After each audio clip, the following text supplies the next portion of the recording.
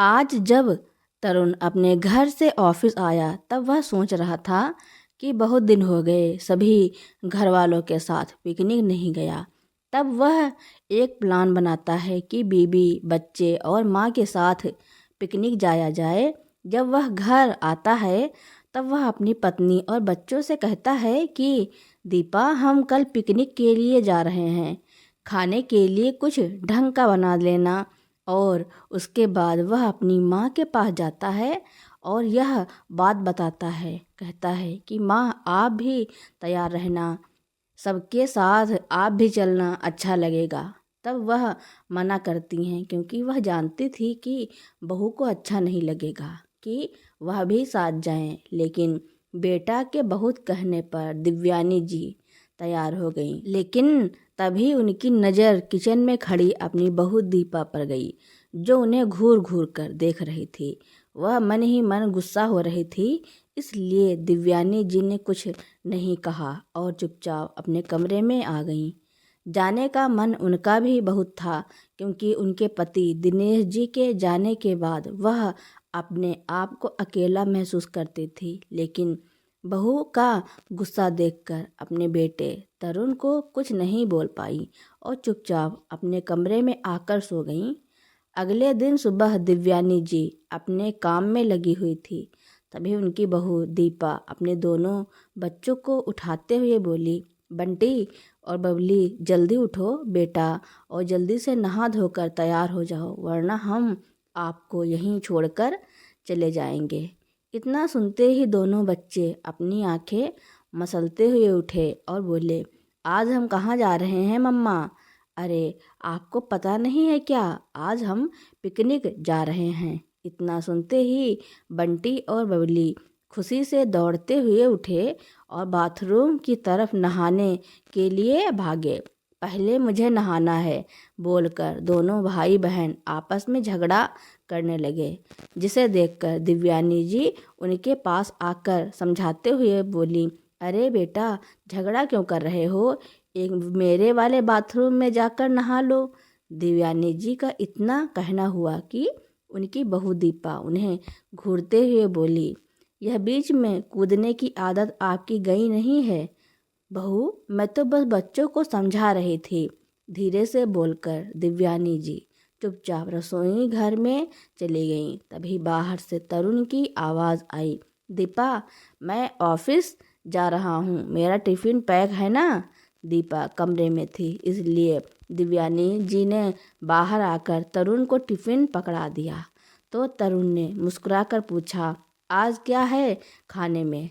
तेरे पसंद के छोले और भटूरे रखे हैं बेटा। दिव्यानी जी बोल ही रही थी कि तभी दीपा भी वहाँ आ गई और दिव्यानी जी की तरफ घूरते हुए बोली, तरुण, इसमें तुम्हारे मनपसंद की खीर भी रखा है, साथ में मीठा भी है।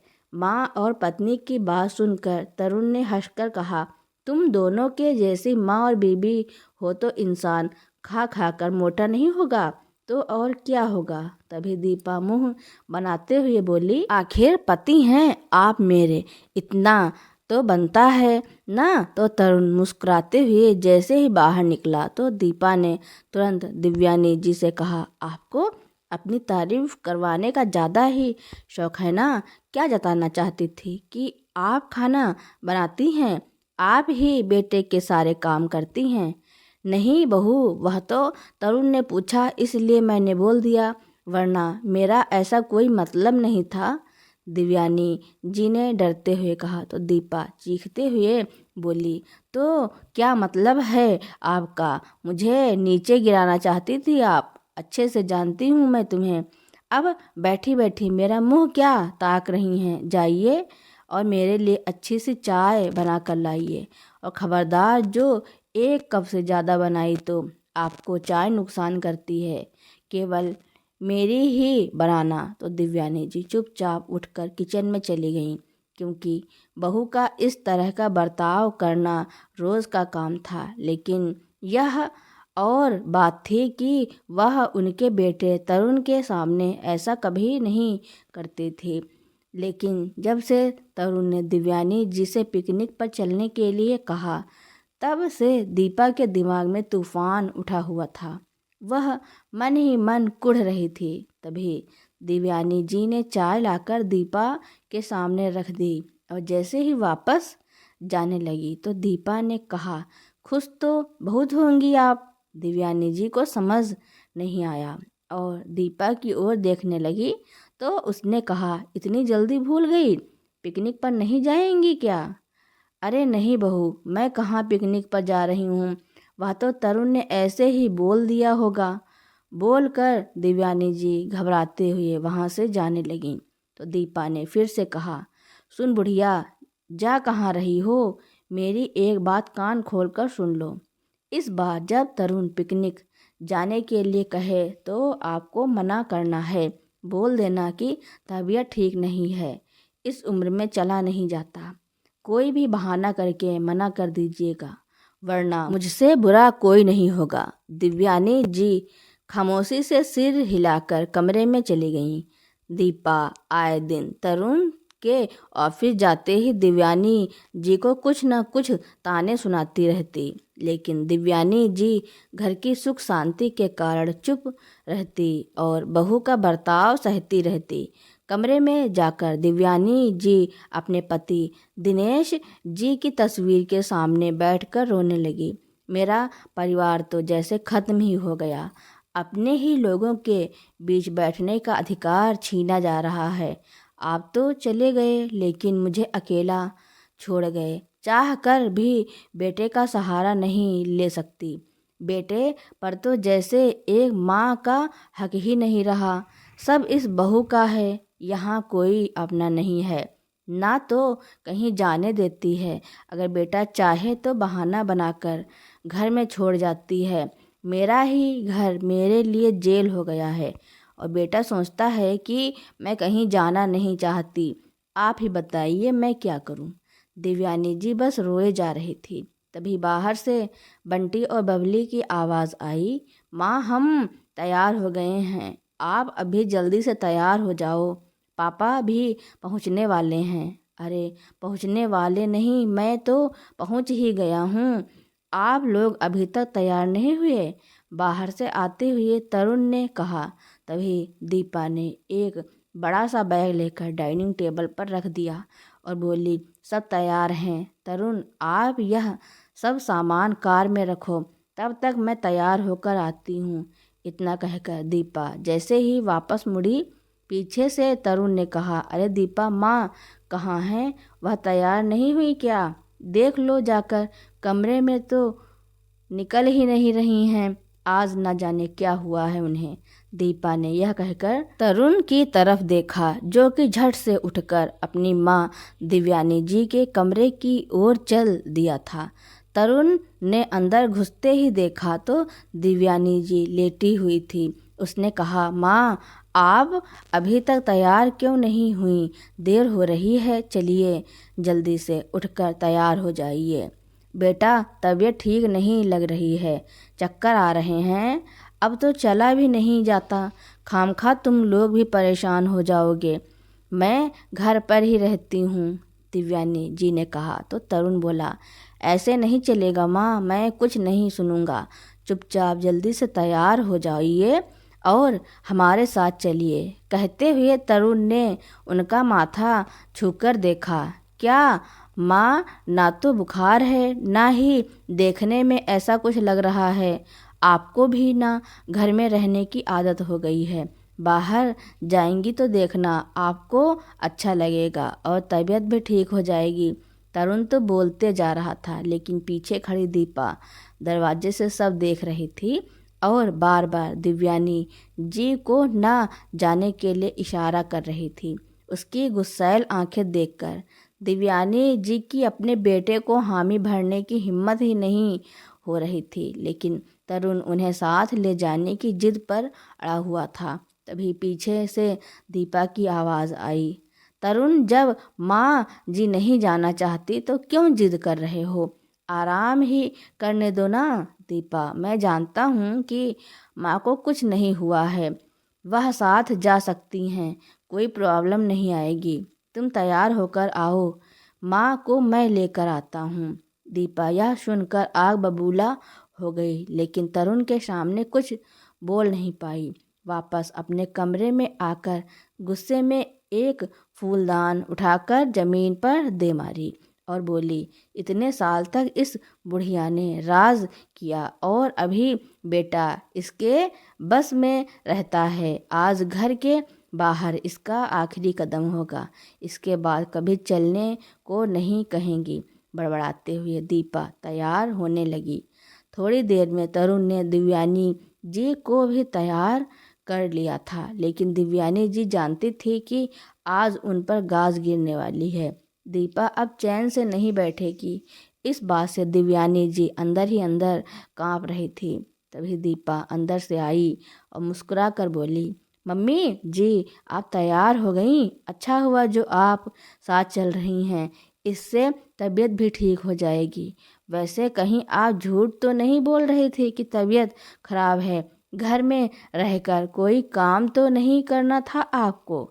बहू की बात सुनकर दिव्यानी समझ गई कि वह क्या कहना चाह रही हैं।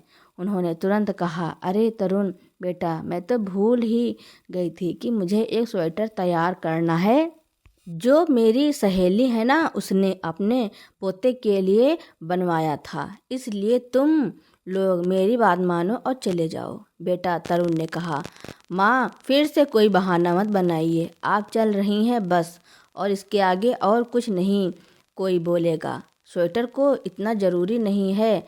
बेटे की बात सुनकर दिव्यानी जी दीपा की तरफ देखने लगी, जैसे कह रही हूँ, बहू मैं क्या करूँ? अब तरुण तो मान ही नहीं रहा, लेकिन दीपा गुस्से में पैर पटकती हुई बाहर चली गई और कार में जाकर बैठ गई। बंटी और बबली पहले से ही कार में बैठे हुए थे। पीछे से तरुण भी दिव्यानी जी को लेकर आ गया और सब लोग पिकनिक के लिए निकल गए। पूरे रास्ते दीपा मुंह फुलाकर बैठी रही। तरुण कुछ भी पूछता तो कह देती कि मेरे सिर में दर्द है। इतना सारा काम और इतना सारा खाना बनाना कोई मजाक है क्या? मेरी कोई मदद भी नहीं करता। दीपा का गुस्सा देखकर तरुण ने कहा, यार शांत हो जाओ और अपना मूड ठीक करो। मैं जल्दी से मेड का इंतजाम कर दूंगा। कम से कम पिकनिक पर तो खुश होकर जाओ। दोनों बच्चे भी रास्ते भर खिलखिलाते रहे, खूब बातें करते रहे। दिव्यानी जी भी उनके साथ रहकर घर पर हुई बातें भूल गईं। खैर, थोड़ी देर बाद पिकनिक स्पॉट भी आ गया और दोनों बच्चे कार से उतरकर पकड़म पकड़ाई खेलने लगे। तरुण और दीपा ने मिलकर कार से सामान निकालकर बाहर रखा और चटाई पर रखकर ठंडी हवा का आनंद लेने लगे। दिव्यानी जी भी इधर उधर टहलते हुए हरियाली को देखने लगीं, लेकिन दीपा के मन में एक ही बात चल रही थी कि इस बुढ़िया को कैसे सबक सिखाया जाए। वह थोड़ी देर बैठी रहने के बाद उठकर दिव्यानी जी के पास आई और बोली, क्यों, बहुत खुशी हो रही है ना बाहर आकर? दिव्यानी जी उसकी आवाज़ सुनकर डर से गईं। उन्होंने तरुण की तरफ देखा तो वह दोनों बच्चों के साथ गेम खेलने में बिजी था। उनका ध्यान अब खेल में था। दिव्यानी जी का डरा हुआ चेहरा देखकर दीपा ने कहा, मम्मी जी आप तो डरी हुई लग रही हैं। हम यहाँ से ज़्यादा ऊंचाई पर नहीं हैं, अगर यहाँ से आपको धक्का दे दूँ तो? यह सुनकर दिव्यानी जी के होश उड़ गए। वह पसीना पोंछते हुए कांपते हुए आवाज़ में बोली, बहू यह तुम क्या कह रही हो? बेटा सामने है, कुछ तो सोचो। तुम इस हद तक कैसे गिर सकती हो? देख बुढ़िया, तरुण को कुछ पता नहीं चलेगा। वह तो यही सोचेगा कि आपका पैर फिसल गया होगा। और वैसे भी ज़्यादा चिंता मत कीजिए, कोई पहाड़ी नहीं, बस एक टीला ही है। इसलिए तुम मरोगी नहीं, बस हड्डी टूटेगी। लेकिन फ़ायदा यह होगा कि फिर कभी फुदक कर हमारे साथ चलने के लिए तैयार नहीं होगी। दिव्यानी जी समझ गई थी कि दीपा यह सब क्यों कह रही है, लेकिन उसकी भी क्या गलती थी? दीपा ने उसकी बात ही नहीं सुनी। उन्होंने कहा, बहू मैंने कितना मना किया था, लेकिन तरुण नहीं माना, तो अब इसमें मेरी क्या गलती है? हाँ तो माँ जी, वही तो मैं कह रही हूँ कि आपकी कोई गलती नहीं है, लेकिन अब आपको यहाँ से गिरना ही पड़ेगा, कहकर दीपा तरुण की तरफ देखते हुए आगे बढ़ी और दिव्यानी जी का हाथ पकड़ लिया। वह एक छोटी सी पहाड़ी का किनारा था। ज़्यादा गहरा तो नहीं, लेकिन गंभीर चोट लगने की पूरी आस थी। तरुण की तरफ देखते हुए दीपा जैसे ही दिव्यानी जी को धक्का देने लगी, तभी पीछे से तरुण की आवाज़ से दीपा के पैर कांप गए। उसका पैर फिसला और दिव्यानी जी की जगह वह खुद पहाड़ी से नीचे गिर गईं।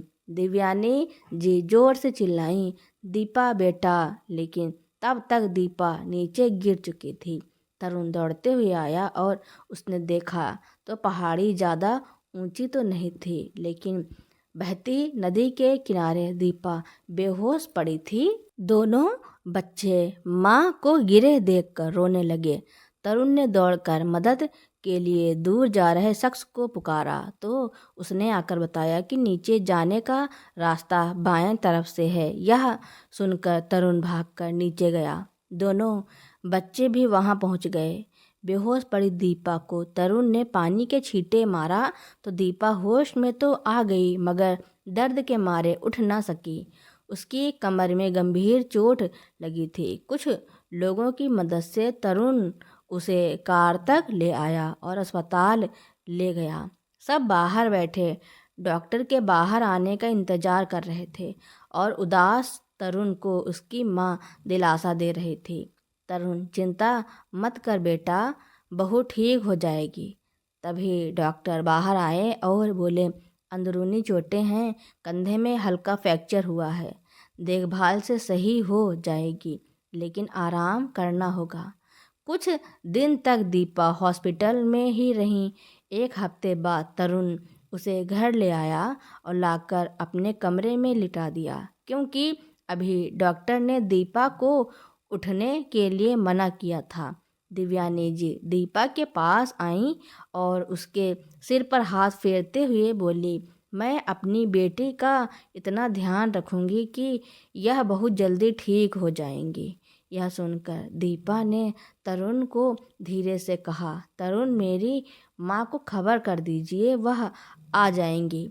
बहू की बात सुनकर दिव्यानी जी को बुरा तो बहुत लगा, लेकिन वह कर भी क्या सकती थी। वह दीपा के स्वभाव को अच्छी तरह से जानती थी, इसलिए चुप रह गईं।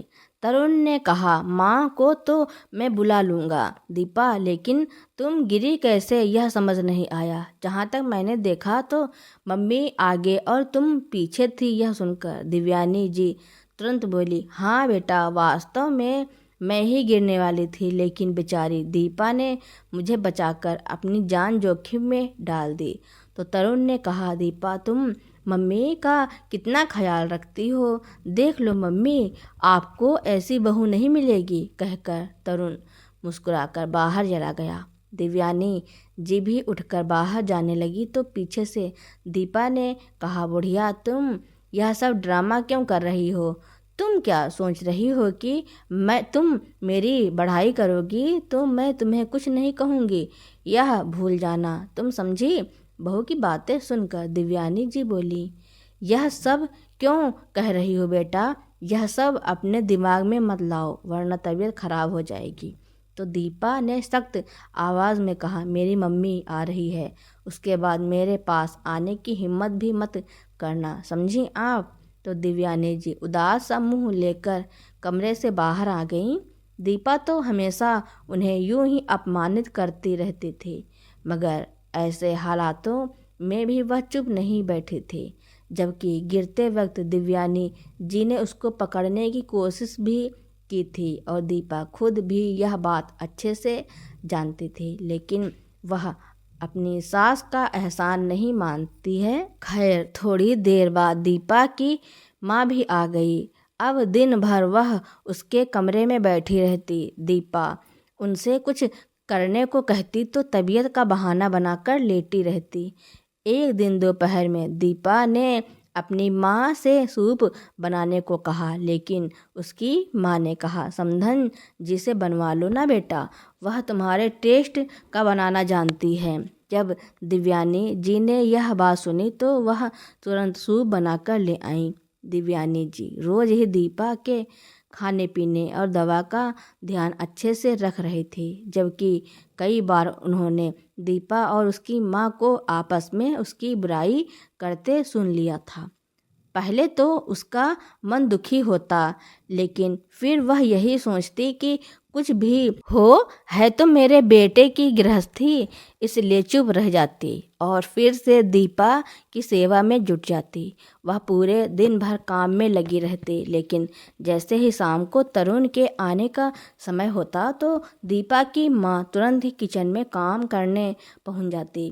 दिव्यानी जी खाना बनाती और वह तरुण के आगे पीछे घूमकर उसे यह जताती रहती कि वही सारे काम कर रही हैं। दीपा भी तरुण के सामने बार बार अपनी माँ को ही आवाज़ लगाती, लेकिन दिव्यानी जी सब समझ रही थी पर खामोश थी। एक दिन दीपा ने अपनी माँ से पानी मांगा, लेकिन उसकी माँ मोबाइल में ही लगी रही और बोली, अरे अपनी परमानेंट नौकरानी को बुला लेना बेटा, मैं गेम खेल रही हूँ, उठूँगी तो खराब हो जाएगा। उस वक्त बच्चे भी घर पर नहीं थे और दीपा दिव्यानी जी को आवाज़ देने में दीपा का आत्मसम्मान गिर रहा था, इसलिए खुद ही उठने लगी, लेकिन बैठते ही इतना तेज़ दर्द उठा कि वह संभल नहीं पाई और बेड से नीचे गिर गईं। कंधे में जबरदस्त दर्द हो रहा था। उसकी चीख से दिव्यानी जी दौड़ते हुए कमरे में आईं और दीपा को उठाने की कोशिश करते हुए बोली, बेटा मुझे आवाज़ क्यों नहीं दी, या अपनी माँ को कह देती, खुद उठकर खतरा मोड़ क्यों लेती हो, ऐसे तो तकलीफ बढ़ जाएगी, जबकि डॉक्टर ने आराम करने को कहा है। दिव्यानी जी की बात सुनकर दीपा चुप रही और उनके सहारे से मुश्किल से उठी और बेड पर बैठ गई।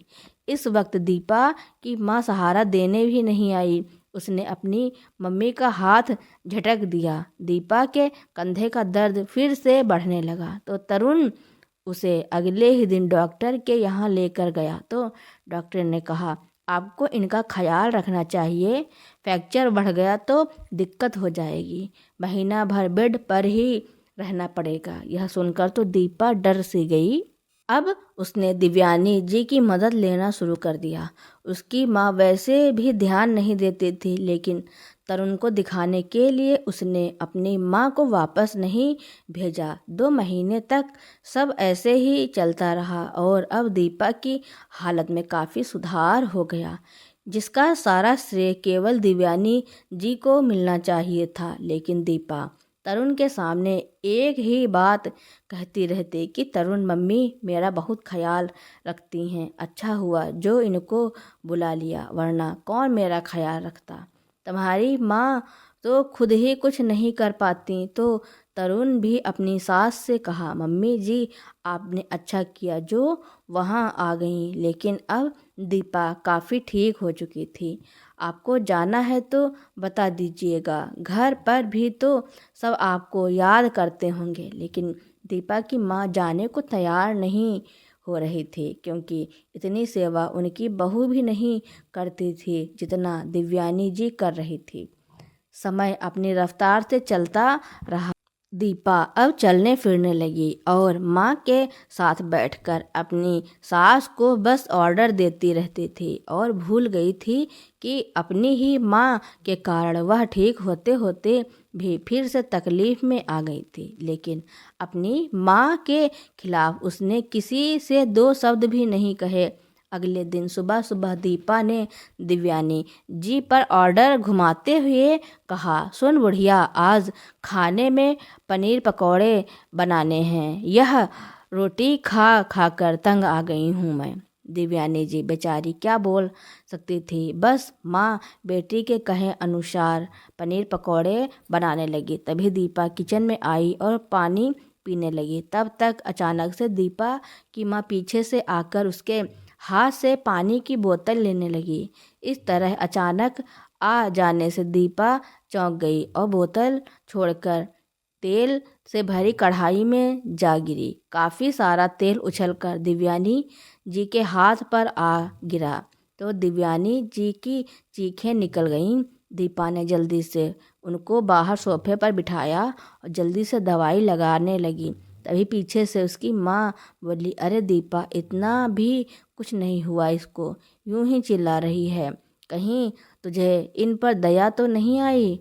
आज चुप रहिए माँ, दीपा ने अपनी माँ को घूरते हुए कहा और दिव्यानी जी को दवाई लगाकर कमरे में वापस आराम करने भेज दिया और अपनी माँ से बोली, मम्मी, तरुण को पता चल गया तो पता है क्या होगा, और पूछेंगे कि माँ से पकोड़े क्यों बनवाए।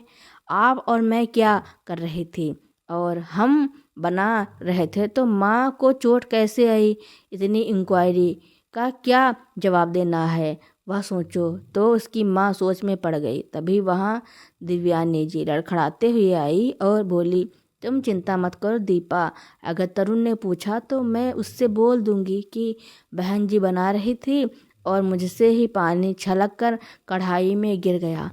तुम पर और बहन जी पर तो कोई बात नहीं आएगी। सास की बात सुनकर दीपा हक्की बक्की रह गई। तभी उसकी माँ बोली, बहन जी, आप तो बड़ी चतुर हैं, कितनी आसानी से इल्ज़ाम हम पर डालने की प्लानिंग कर रही हैं। इस पर कोई भरोसा मत करना, यह हमें ही फंसा देंगी। बहन जी, यह क्या कह रही हैं आप? दीपा को मैंने बहू नहीं, हमेशा से ही अपनी बेटी समझा है और इसको मैं हमेशा बचाती रहूँगी, दिव्यानी जी ने कहा। तो दीपा की माँ बोली, ओहो दीपा, देखो तुम्हें तो बहुत अच्छी सास मिली है, कैसे तुम्हारे साथ खेल खेल रही है। कहते हुए उसकी माँ दिव्यानी जी के पैरों तले से कारपेट खींचने ही वाली थी कि पीछे से तरुण के चीखने की आवाज़ आई, माँ ठीक तो है ना आप? पीछे खड़े तरुण ने सब सुन लिया था। उसने जल्दी से आकर दिव्यानी जी को गिरने से बचा लिया। हाँ, मैं ठीक हूँ बेटा, दिव्यानी जी ने कहा। तभी तरुण की नज़र उनके जले हुए हाथ पर गई। वह कुछ बोलता उससे पहले ही दीपा की माँ बोली, दामाद जी, हम तो अपना घर छोड़कर यहाँ आपकी मदद करने आए हैं, लेकिन आपकी माँ तो हमें ही फंसा रही हैं। दीपा को भी मैंने सेवा करके ठीक कर दिया, लेकिन आपकी माँ ऐसे ही रोब दिखाती रहती है।